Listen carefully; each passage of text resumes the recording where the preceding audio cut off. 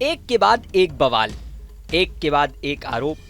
NEET परीक्षा और विवादों का ऐसा मिक्सचर बन गया है कि दोनों को जितना अलग करने की कोशिश होती है, मामले में उतनी ही नई नई बातें सामने आती जाती हैं। नीट देश की सबसे बड़ी मेडिकल प्रवेश परीक्षा है। इसमें बवाल भी इस समय देश का सबसे बड़ा बवाल बना हुआ है। इस मामले में अब सबसे ताजा अपडेट गुजरात के गोधरा से आई है। ऐसी डिटेल सामने आई है जो अभी तक के पूरे विवाद में सबसे ज्यादा चौंकाने वाली है। गुजरात के गोधरा में नीट से जुड़ा इतना बड़ा खुलासा होगा, ये शायद ही किसी ने सोचा होगा। यहाँ पर एक गिरोह पकड़ा गया है जो नीट में परीक्षा में बच्चों को अवैध तरीके से पेपर क्लियर कराता था। दावा तो यहाँ तक किया जा रहा है कि ये गिरोह एक एक बच्चे से 10-10 लाख रुपए लेता था और कहता था जितने पेपर कर सको कर देना, बाकी क्वेश्चन छोड़ देना, हमारे साथी बचे हुए क्वेश्चन कर देंगे। अब इस गिरोह के 7 सदस्य पकड़े गए हैं। इसमें एक टीचर भी है। शिक्षक को 7 लाख रुपए के साथ पकड़ा गया है। मीडिया रिपोर्ट्स के अनुसार पूरा गिरोह का मास्टरमाइंड एक कोचिंग सेंटर चलाने वाला व्यक्ति था। कोचिंग सेंटर के मालिक की मदद भाजपा अल्पसंख्यक मोर्चा का आरिफ वाहुरा करता था। पूरे मामले में यह भी बताया जा रहा है कि गोधरा जिला कलेक्टर को इस बारे में जानकारी मिली, जिसके बाद ये पूरा घोटाला सामने आया। जांच के बाद ये भी बात सामने आई है कि परशुराम ने आरिफ के जरिए गोधरा के जय जलाराम स्कूल के टीचर तुषार भट्ट को 26 परीक्षार्थियों की डिटेल भेजी थी। परशुराम कोचिंग सेंटर चलाने वाला है, जबकि आरिफ उसका मददगार। जिन 26 परीक्षार्थियों की डिटेल भेजी गई थी उसमें 6 गोधरा के जय जलाराम स्कूल के ही थे, जबकि बाकी बच्चे जय जलाराम स्कूल के दूसरे सेंटर में परीक्षा दे रहे थे। परशुराम ने इन बच्चों से बताया था कि जिस प्रश्न का उत्तर आता नहीं हो उसे छोड़ दें। परीक्षा खत्म होने के बाद तुषार भट्ट ये सारे क्वेश्चन कर देगा। मीडिया रिपोर्ट्स के अनुसार हर छात्र को पास करवाने के लिए 10 लाख रुपए तय हुए थे। इस हिसाब से काम पूरा होने पर आरोपी शिक्षक को 26 करोड़ रुपए देने वाला था। पूरे मामले में जिला शिक्षा अधिकारी ने गोधरा तालुका पुलिस स्टेशन में 3 आरोपियों के खिलाफ शिकायत दर्ज कराई थी। जय जलाराम स्कूल गोधरा के शिक्षक तुषार भट्ट, वडोदरा के रॉय ओवरसीज नामक कंपनी के परशुराम राय और गोधरा के आसिफ वोरा के खिलाफ पुलिस में शिकायत दर्ज कराई गई थी। सुनिए इस पूरे मामले में पुलिस ने क्या बताया। तारीख 8 मई के रोज गोधरा तालुका पुलिस स्टेशन में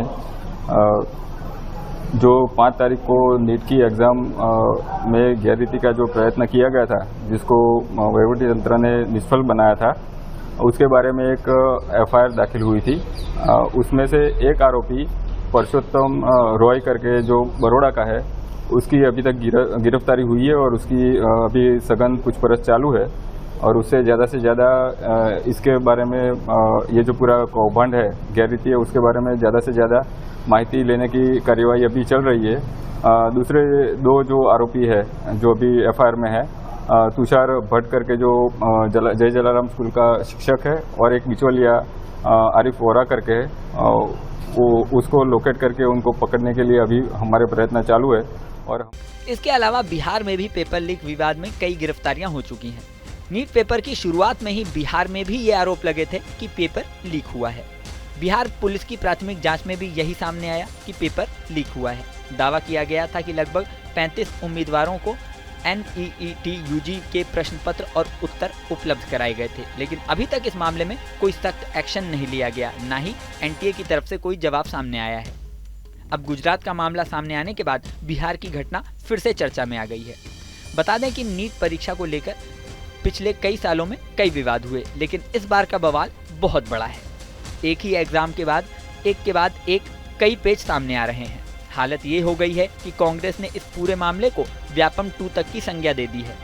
पूरे विवाद की बात करें तो इस बार सबसे बड़ा विवाद ये था कि 67 विद्यार्थियों के 720 में से 720 अंक आ गए, जबकि आज तक ऐसा कभी नहीं हुआ कि इतने सारे विद्यार्थियों के 100% अंक आ जाए। इससे पहले हमेशा टॉपर की संख्या 1, 2 या अधिकतम 3 होती थी। ऐसे में 67 विद्यार्थियों का एक साथ टॉपर बन जाना किसी के भी गले नहीं उतर रहा। यही नहीं, इसमें कई छात्र तो एक ही सेंटर के थे। इसके अलावा कई छात्रों के 719, 718 अंक आने पर भी सवाल उठ रहे हैं, क्योंकि तकनीकी तौर पर यह संभव नहीं था। इसके पीछे NTA तर्क दे रही थी कि बच्चों को ग्रेस मार्क्स दिए गए, लेकिन इस पर विवाद जारी रहा। कई पेरेंट्स और शिक्षक इस मुद्दे को लेकर कोर्ट तक में चले गए।